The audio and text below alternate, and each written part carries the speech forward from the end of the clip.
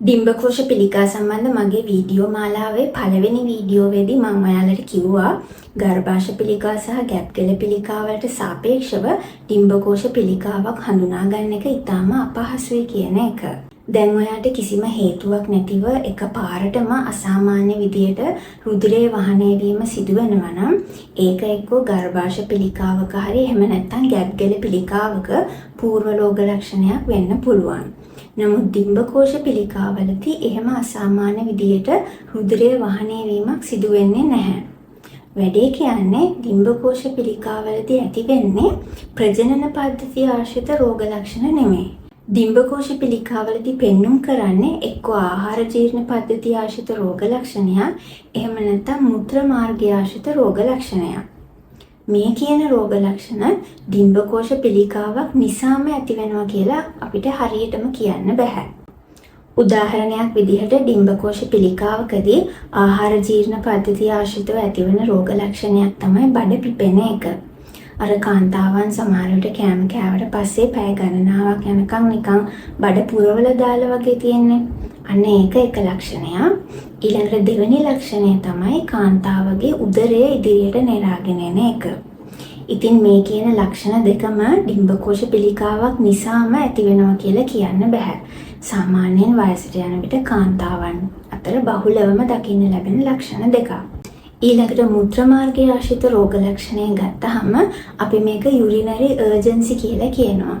ඒ කියන්නේ හදිසියෙම මුත්‍රා කිරීමේ අවශ්‍යතාවය ඇති වෙනවා. ඒක දරාගෙන ඉන්නම බෑ.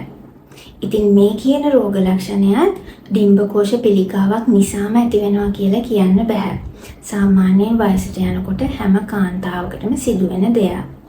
මේ නිසා තමයි ඩිම්බකෝෂ පිළිකාවකටම ආවේනික වෙච්ච රෝග ලක්ෂණ අපිට හඳුනා ගන්න බැරි වෙන්නේ. ඒ නිසාම තමයි ඩිම්බකෝෂ පිළිකාවක් කලින් හඳුනා ගන්න එක ඉතාම අපහසු වෙන්නේ. මේ නිසා තමයි ඩිම්බකෝෂ පිළිකාවක් අපි නිහඬ පිළිකාවක් කියලා කියන්නේ. ඩිම්බකෝෂ පිළිකාශ්‍රිත ඊළඟ ගැටලුව තමයි මේ පිළිකාව කලින් හඳුනා ගැනීමේ පරීක්ෂණයක් හරියටම නැති එක. දැන් අපිට පියයුරු පිළිකාවක් මැමෝග්‍රෑම් එකකින් හඳුනා ගන්න පුළුවන්. ඒ වගේම තමයි ගැප්ගල පිළිකාවක් පැප් ස්මියර් ටෙස්ට් එකකින් හඳුනා ගන්න පුළුවන්. නමුත් මේ ඩිම්බකෝෂ පිළිකාවක් හඳුනා ගන්න අපිට කලින් හඳුනා ගැනීමේ පරීක්ෂණයක් නැහැ. ඩිම්බකෝෂ පිළිකාවක් හඳුනා ගන්න ක්‍රමවේදයන් 3ක් තියෙනවා. පළවෙනි එක තමයි පෙල්වික් එක්සෑම් එකක් කරන එක. ඒ කියන්නේ ඔයාගේ වෛද්‍යවරයා භෞතිකව ඔයාගේ ශ්‍රෝණිකුවරය පරීක්ෂා කරලා බලනවා. ඉතින් මේක ඩිම්බකෝෂ පිළිකාවක් හඳුනා ගන්න සාර්ථක ක්‍රමවේදයක් නෙමෙයි. ඊළඟට දෙවෙනි ක්‍රමවේදය තමයි ට්‍රාන්ස්වැජයිනල් අල්ට්‍රාසවුන්ඩ් පරීක්ෂණයක් කරන එක. මේකත් ඩිම්බකෝෂ පිළිකාවක් 100%ක්ම හඳුනා ගන්න බැරි පරීක්ෂණයක්.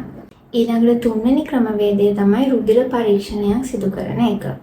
අපි මේක පොදුවේ CA125 ටෙස්ට් එක ලෙස හඳුන්වනවා. නමුත් මේ CA125 කියන ටෙස්ට් එක ඩිම්බකෝෂ පිළිකාවකටම ආවේනික වෙච්ච ටෙස්ට් එකක් නෙමෙයි. සමහර විට ඔයාට ඩිම්බකෝෂ ආශ්‍රිතව ඉන්ෆෙක්ෂන් එකක් හරි එහෙම නැත්නම් එන්ඩෝමෙට්‍රියෝසිස් තත්ත්වයකදී උනත් මේ CA125 අගේ වැඩි අගයක් වෙන්න පුළුවන්. CA125 ටෙස්ට් එකේ සාමාන්‍ය අගය 35ට වැඩිය අඩු වෙන්න ඕනේ. ඊට වඩා වැඩි නම් මොකක් හරි ගැටලුවක් තියෙනවා කියන එක හඳුනා ගන්න පුළුවන්. නමුත් ඒක ඩිම්බකෝෂ පිළිකාවක්ම කියලා අපිට තහවුරු කරගන්න CA125 ටෙස්ට් එකෙන් බෑ. ඉතින් මේ විදිහට හරියාකාර පරීක්ෂණයක් නොමැති වීමත් ඩිම්බකෝෂ පිළිකාවක් කලින් හඳුනා ගැනීම අපහසු වීමට හේතුවක් වෙලා තියෙනවා. එහෙනම් මේ ඩිම්බකෝෂ පිළිකාවක් 100%ක්ම පිළිකාවක් කියලා තහවුරු කරගන්නේ කොහොමද? මුලින්ම ඔයාට උදරයේ යම්කිසි ප්‍රශ්නයක් තියෙනවා නම් ඇබ්ඩොමිනල් අල්ට්‍රාසවුන්ඩ් එකක් කරනවා. ඒකෙන් තහවුරු වෙනවා නම් මේක උදරයේ ප්‍රශ්නයක් නෙමෙයි වෙන කොහේ හරි තියෙන ප්‍රශ්නයක් කියලා ඊළඟට ට්‍රාන්ස්වැජයිනල් අල්ට්‍රාසවුන්ඩ් එකක් කරනවා. ඒකෙදි ඩිම්බකෝෂවල යම්කිසි වෙනස්කමක් දකින්න ලැබුණොත් ඊළඟට අපි MRI පරීක්ෂණයක් කරනවා. ඊට පස්සේ ඒකෙනොත් මේක ඩිම්බකෝෂ පිළිකාවක් කියලා මේ පිළිකාවේ වර්ගය හඳුනා ගන්න මුලින්ම සැත්කමක් කරලා ඉන්න වෙනවා. සැත්කමෙනුත් පස්සේ තමයි මේක ඩිම්බකෝෂ පිළිකාවක් කියලා 100%ක්ම අපිට තහවුරු කරගන්න පුළුවන් වෙන්නේ. ඊළඟට මේ පිළිකාව අයින් කරන්න අපිට නැවතත් සැත්කමක් සිදු කරන්න වෙනවා. ඉතින් ඔයාලට තේරුම් ගන්න පුළුවන් ගර්භාෂ පිළිකා සහ ගැබ්ගෙල පිළිකා වලට සාපේක්ෂව මේ ඩිම්බකෝෂ පිළිකාවක් හොයාගන්න තැනේ ඉඳලම සංකීර්ණ පිළිකාවක් කියන එක. මුලින්ම මේක පිළිකාවක්ද කියලා තහවුරු කරගන්න ලොකු සැත්කමක් කරලා ඉන්න ඕනේ. ඊට පස්සේ පිළිකාවක් කියලා තහවුරු වුණොත් පිළිකාව අයින් කරන්න නැවතත් සැත්කමක් කරන්න ඕනේ.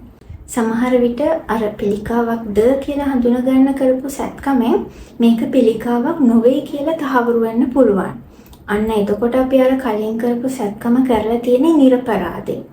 මේ නිසා ට්‍රාන්ස්වැජයිනල් අල්ට්‍රාසවුන්ඩ් එකෙන් යම්කිසි ඩිම්බකෝෂවල අසාමාන්‍යතාවයක් දැක ගන්න ලැබුණොත් මුලින්ම අපි රිස්ක් ඇසස්මන්ට් එකක් කරලා ඉන්නවා. ඉතින් මේ රිස්ක් ඇසස්මන්ට් එකට වෛද්‍යවරුන් විසින් පරාමිතින් 5ක් භාවිතා කරනවා. පළවෙනි එක තමයි රෝක කියලා කියන්නේ. මේකෙදි CA-125 ටෙස්ට් එක මාස 3කට සැරයක් යාලා කරලා බලනවා CA-125 අගය වැඩි වෙලා තියෙනවද කියන එක. එහෙම වැඩි වෙලා තියෙනවා නම් එයාලා තීරණය කරනවා සැත්කමක් කරනවද නැද්ද කියන එක. ඊළඟට දෙවෙනි පරාමිතිය තමයි RMI කියන එක. මේකෙදි ඔයාගේ ආර්තවහරණය ඊළඟට ට්‍රාන්ස්වැජයිනල් අල්ට්‍රාසවුන්ඩ් එකේ රිසල්ට් සහ CA-125 ටෙස්ට් එකේ රිසල්ට්ස් මත එයාලා තීරණය කරනවා සැත්කමක් කරනවද නැද්ද කියන එක.